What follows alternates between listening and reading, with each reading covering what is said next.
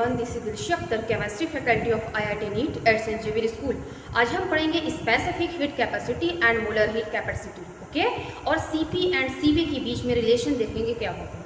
तो चलिए स्टार्ट करते हैं। Specific heat capacity and molar heat capacity, जैसा कि हम बताए थे, आपका ये जो होता है स्पेसिफिक हीट कैपेसिटी, एक बताए थे क्या है, एक तरीके का हीट कैपेसिटी जो एक्सटेंसिव प्रॉपर्टीज को चेंज करने के लिए हम 2 पार्ट में किए थे, जिसको बोलते हैं specific heat capacity, specific heat capacity, specific heat capacity, specific heat capacity and molar heat capacity, molar heat capacity, molar heat capacity. ठीक है, तो चलिए अभी स्टार्ट करते हैं। Molar heat capacity, specific heat capacity को हम क्या करते हैं, ऐसे डिनोट करते हैं, और इसको क्या करते हैं, CM से डिनोट करते हैं। ठीक है, हम बताए थे। अब ये क्या है, S is equal to formula होता है C/M। ठीक है, M क्या है, मास, और यहाँ पे क्या होता है formula, CM is equal to C/N, M बोले तो मोलर से। ठीक है, और यहाँ पे पर ग्राम जो मास में लिए थे सारी स्पेसिफिक। तो चलिए अब हम क्या करते हैं इसको, अब आप जानते हैं तो C इज इक्वल टू क्या होता है, dQ/dt होता है हीट कैपेसिटी। अगर यहाँ पे C की वैल्यू अगर यहाँ पे पुट करें तो क्या आ जाएगा, C इज इक्वल टू हो जाएगा dQ/dt इंटू M, ये हो जाएगा। इसी तरीके से आप इसको कर सकते हैं, यानी CM is equal to dQ into dt, ये कर सकते हैं। ओके, ये हो गया। तो चलिए आप क्या करते हैं, यहाँ से अगर बोल दीजिए, अगर आपको क्या करना है, dQ की वैल्यू निकालनी है, तो यहाँ पे dQ लिखे और इसका मल्टीप्लाई यहाँ पे करेंगे, तो क्या हो जाएगा, SM इंटू dt, ये हो जाएगा। इसी तरीके से आप यहाँ से कर दीजिए, dQ इज इक्वल टू इसका मल्टीप्लाई यहाँ करेंगे तो हो जाएगा CM इंटू dt, ये हो जाएगा। तो चलिए अब क्या करते हैं, अगर बोल देते हैं, चलिए अब हम क्या करते हैं, हीट, जैसा कि हम प्रीवियस वीडियो में बता चुके थे, जो हीट होता है उसको 2 तरीके से हम बोले थे। अगर एट कांस्टेंट वॉल्यूम पे देखते हैं तो क्या मिलता है, इंटरनल एनर्जी, अगर एट कांस्टेंट प्रेशर पे देखते हैं तो इंथैल्पी। ठीक है, चलिए ये देखते हैं। हम बताए थे अगर एट कांस्टेंट अगर आप वॉल्यूम पे देखते हैं, ठीक है, और एट कांस्टेंट प्रेशर पे देखते हैं, ठीक है, एट कांस्टेंट प्रेशर पे देखते हैं, तो क्या होता है, अगर आप एट कांस्टेंट वॉल्यूम पे देखते हैं तो जो आपका ये एट कांस्टेंट वॉल्यूम पे देखते हैं तो ये क्या होता है, इंटरनल एनर्जी होता है। ठीक है, अगर एट कांस्टेंट प्रेशर पे देखते हैं तो क्या होता है, इंथैल्पी होता है। ठीक है, अगर हम हीट को देखते हैं, एट कांस्टेंट वॉल्यूम पे देख रहे हैं तो इंटरनल एनर्जी होगी, अगर एट कांस्टेंट प्रेशर पे देखेंगे तो इंथैल्पी। चलिए देखते हैं, यहाँ पे अगर इसको निकालें जो हीट, तो ये QV और ये U हो जाएगा, और यहाँ पे इसी तरीके से इसको करें तो QP और ये H हो जाएगा। राइट, इंथैल्पी है, इसका जो हीट देख रहे हैं प्रेशर पे दे रहा है, एट कांस्टेंट प्रेशर, तो ये मिल रहा है। ठीक है, तो चलिए अब क्या करते हैं, हम यहाँ पे ये मिल जाएगा आपका, इसको हम इस तरीके से लिख सकते हैं DU। ठीक है, इसको भी हम इस तरीके से लिख सकते हैं QP equal to delta H, sorry DH। अब क्या करेंगे, आपको इस पे एट कांस्टेंट वॉल्यूम पे ये मिल गया, लेकिन इंथैल्पी आपको पता है, इंथैल्पी का फॉर्मूला क्या होता है, ये होता है DU प्लस P.V, ये होता है, आपको फार्मूला पता है। ठीक है, इसका मतलब आपको क्या मिल जाएगा, अगर इसको क्या करिए, इंटीग्रल अगर आप कर देंगे तो इस तरीके का क्या मिल जाएगा, डेल्टा H। ठीक है, अगर आप क्या करेंगे, इस चीज़ को अगर आप क्या करिए, इसको इंटीग्रल कर दीजिए, सॉरी, अगर इसको क्या करेंगे, अगर आप इंटीग्रल कर देंगे तो आपको जो मिलेगा वो मिल जाएगा QP इज इक्वल टू हो जाएगा डेल्टा H, और यहाँ पे अगर इस चीज़ को क्या करें, इंटीग्रल कर दें, यहाँ पे अगर इसको क्या करिए, इंटीग्रल कर दीजिए, तो तब यहाँ पे आपको मिल रहा है इंटरनल एनर्जी, और यहाँ पे मिल रहा है आपको इंथैल्पी। ठीक है, मतलब हीट को अगर एट कांस्टेंट वॉल्यूम पे देख रहे हैं तो आपको इंटरनल एनर्जी मिल रही है, अगर एट कांस्टेंट प्रेशर पे हीट को देख रहे हैं तो आपको क्या मिल रही है, इंथैल्पी। ठीक है, ये आगे भी हम बता चुके थे।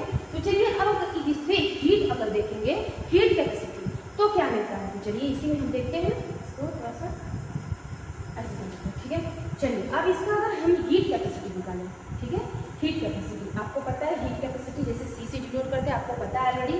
अब यहाँ पे अगर निकालें हीट कैपेसिटी तो CV लिख सकते हैं, क्यों, क्योंकि एट कांस्टेंट हम वॉल्यूम पे निकाल रहे हैं, इसलिए इसको हम CV लिख रहे हैं। ठीक है, तो यहाँ पे हो सकता है DQV, क्योंकि यहाँ पे हीट जो है कांस्टेंट वैल्यू पे, कांस्टेंट वैल्यू पे, तो यहाँ पे DQV/dt लिख सकते हैं, ऐसा इस तरीके से। अब इसको हम ऐसा भी लिख सकते हैं, क्योंकि DQV इज इक्वल टू क्या होता है, DU, क्या आप इसको ऐसा भी लिख सकते हैं, DU/dt, ये भी आप लिख सकते हैं। इसका मतलब आपको क्या मिल गया, सी वी की वैल्यू आपको मिल गई, मतलब सी वी की वैल्यू क्या आ गई, D U by D T, ये मिल गई। और यहाँ से अगर आप करेंगे इसका भी देखेंगे हीट कैपेसिटी, तो इसको आप लिखेंगे सी पी।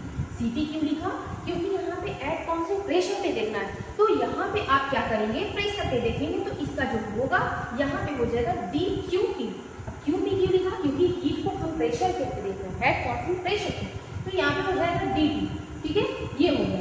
अब डी क्यू पी यहाँ पे क्या मिला था आपको, डी एच, इसका मतलब सी पी की वैल्यू क्या आ गई, D H by D T, इसका मतलब एट कॉन्स्टेंट प्रेशर, यहाँ पे भी आप लगा दीजिए एट कॉन्स्टेंट वॉल्यूम, इसका मतलब सी पी की वैल्यू आपको मिल गई और सी बी की वैल्यू आपको फाइंड आउट हो गई। इसका मतलब एट कॉन्स्टेंट अगर वॉल्यूम पे देखें, प्रेशर पे देख रहे हैं, तो हीट कैपेसिटी मतलब C V D U by D T at constant volume मिल रहा है, और यहाँ पे हीट कैपेसिटी प्रेशर के अकॉर्डिंग देख रहे हैं, तो यहाँ पे D H by D T at constant pressure, यानी C V and C P की वैल्यू फाइंड आउट हो गई, ठीक है। अब हम देखते हैं रिलेशन क्या है इन दोनों के बीच में रिलेशन, तो चलिए स्टार्ट करते हैं। जैसे फर्स्ट लॉ के अकॉर्डिंग, पहले आप कुछ ये जानते थे, फर्स्ट लॉ के अकॉर्डिंग आपको ये पता है कि क्या होता है फॉर्मूला, जैसे D Q is equal to D U minus D W होता है, आपको पता है, ठीक है, ये होता है। अब D W is equal to होता है आपको माइनस पी डी वी, ये आप जानते हो ऑलरेडी। अगर यहाँ पे इसको पुट कर दो तो ये आपको मिल जाएगा D Q is equal to D U plus P D V, ये तो मिल जाएगा ऑलरेडी, ठीक है।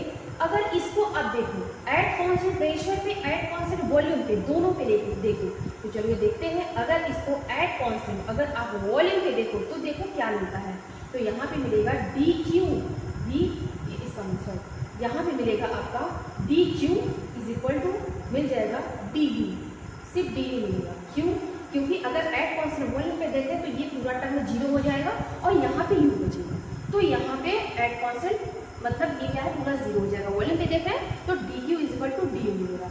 अब इसी को क्या करें, अगर एट कॉन्स्टेंट प्रेशर पे देखो, अगर एट कॉन्स्टेंट प्रेशर पे देखोगे तब क्या मिलेगा, तो तब देखो क्या होगा, यहाँ पे डी क्यू और क्या मिल जाएगा डी यू, यहाँ पे भी डी यू मिला, क्यों, अगर प्रेशर पे देखें तो ये टर्म 0 हो जाएगा, ये पूरा 0, यानी डी क्यू और डी यू क्या पूरा 0 मिल रहा है।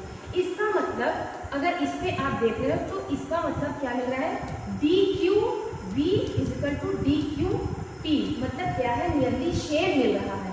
इसी तरीके से आप हीट कैपेसिटी भी हम कह सकते हैं नियरली सेम हो सकता है, ठीक है। तो चलिए हम इसका रिलेशन निकाल के देखते हैं क्या होता है, स्टार्ट करते हैं रिलेशन। चलिए relation between C P and C V, चलिए स्टार्ट करते हैं। और जैसे इंथैल्पी की बात करते हैं, इंथैल्पी आपको पता है क्या होता है, F is equal to P D V, आपको पता है, सॉरी ये होता है U plus T D V, ठीक है, आपको पता है ये होता है। अब हम क्या करें, इसका डिफ्रेंशिएट कर दें, ठीक है, हम इसका क्या करें, डिफ्रेंशिएट कर दें, तो ये क्या होगा, ठीक है, यहाँ पे इसका डिफ्रेंशिएट कर दें तो ये हो जाएगा D H is equal to D U plus, first का डिफ्रेंशिएशन कॉन्स्टेंट रहता है, तो ये हो जाएगा डी पी इंटू वी, और ये हो जाएगा डी वी इंटू टी, इस तरीके से आएगा बस। अब क्या करिए, अब हम दो फंक्शन लेते हैं, एक इंटरनल एनर्जी लेते हैं और एक क्या लेते हैं, इंथैल्पी लेते हैं। जैसा हम एट कॉन्स्टेंट वॉल्यूम पे लिए थे तो मिल रहा था आपका क्या, इंटरनल एनर्जी मिल रहा था, ठीक है। चलिए यहाँ से देखते हैं, आप एक इंटरनल एनर्जी मिल रहा था कॉन्स्टेंट वॉल्यूम पे लिए थे, और क्या मिल रहा था, इंथैल्पी। चलिए अब हम क्या करते हैं, इसका हम फंक्शन मानते हैं, एक वॉल्यूम और एक टेम्परेचर। इसी तरीके से इसका हम फंक्शन मानते हैं प्रेशर और टेम्परेचर, ठीक है, प्रेशर और टेम्परेचर। तो अब हम क्या करें, अगर हम इसको क्या करें, डिफरेंशिएट करें, तो चलिए देखते हैं क्या हम इसको इस तरीके से लिख सकते हैं, D U by D V at constant temperature into D V plus D U by D T at constant volume, और ये हो जाएगा डी टी। क्या इस तरीके से लिख सकते हैं, कि इसको भी इस तरीके से हम यहाँ लिख देंगे D H divided by D P eight constant temperature, और ये हो जाएगा D P plus D H divided by D T, और ये हो जाएगा D T at constant pressure. इस तरीके से हम क्या करेंगे, इसको लिख लेंगे, ठीक है, डिफरेंशिएशन करनी है। अब यहाँ से डी यू और क्या है, डी एच कर लेंगे। अब क्या करेंगे, डी यू और डी एच का वैल्यू क्या करेंगे, हम इसमें पुट करेंगे और देखते हैं आपको क्या मिलता है। तो चलिए स्टार्ट करते हैं। अब यहाँ से आपका रिलेशन आने वाला है, ठीक है। चलिए अब देखते हैं आपका क्या मिलेगा। चलिए अब स्टार्ट करते हैं यहाँ से। ये क्या है आपका डी एच है, D H is equal to है D U plus D P into V plus D V into P, ये है। चलिए अब हम यहाँ से डी एच का वैल्यू रखते हैं। डी एच क्या है आपका, है D H divided by D P eight constant temperature, और ये क्या है D P plus D H divided by D T at constant pressure into D T, ये है। अब इसके इक्वल अब आप ये रखिए, डी यू की वैल्यू क्या है वहाँ से, डी यू प्लस क्या है D V at constant temperature, और ये क्या है डी वी प्लस, अब इसी तरीके से यहाँ रखिए D U plus D T into D T at constant volume, ठीक है, ये रखिएगा।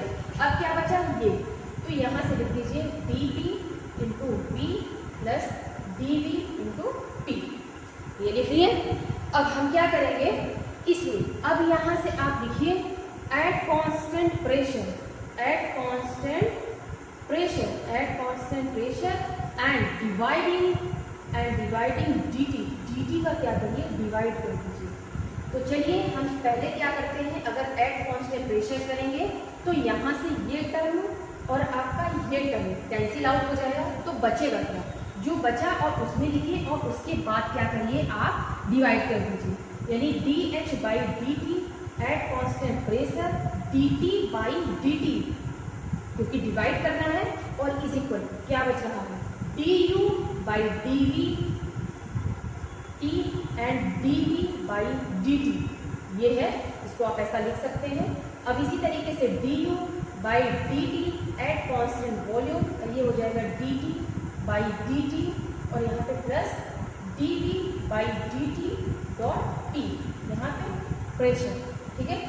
इस तरीके से आप क्या करोगे, इसको लिख सकते हैं, ठीक है, इतना आपका आएगा, ओके। अब आप जानते हो ऑलरेडी, जैसे day by D H by D T, ये क्या होता है सी पी होता है, और ये आपका ऑलरेडी कट जाएगा, तो यहाँ से क्या हो जाएगा सी पी, ठीक है। अब D U by D T at constant volume पे क्या होता है आपका, ये कट जाएगा, क्या होता है सी वी, तो पहले इसको लिखिए जो बचा है D U by D T, और क्या है यहाँ पे क्या है एट कॉन्स्टेंट टेम्परेचर, ठीक है, ये लिखिए at constant temperature D V by D T, इसे लिखिए, और यहाँ पे सी वी, और क्या बचा यहाँ पे D V by D T, ठीक है, एट कॉन्स्टेंट प्रेशर ये डॉट पी, कितना है लिख दीजिए। अब यहाँ से सी वी को इधर लाइए, तो क्या बचेगा C P minus C V is equal to, अब यहाँ से देखिए आपको पता है कि ये क्या होता है D U by D V, ठीक है, और is equal to at constant temperature, ये होता है आपका T D P by D T at constant volume, और ये है आपका माइनस पी। अब इस चीज़ को बोलते हैं क्या होते हैं पाई टी, ठीक है। अब यहाँ से इस चीज़ को बोला जाता है पाई टी, ठीक है। अब क्या करिए यहाँ से ये D U by D T क्या होता है पाई टी, इसका मतलब ये D U by D V, ठीक है, और ये माइनस पी इधर लेके आइए, तो आपका क्या हो जाएगा D T by D T at constant volume, ठीक है। इसका मतलब आप इसकी जगह पे ये चीज़ लिख सकते हैं। तो चलिए देखते हैं, यहाँ पे स्टार्ट करते हैं। तो आप यहाँ से पहले ये देखें, ये और ये यहाँ पे सेम है, तो हम क्या करें यहाँ पे कॉमन ले सकते हैं।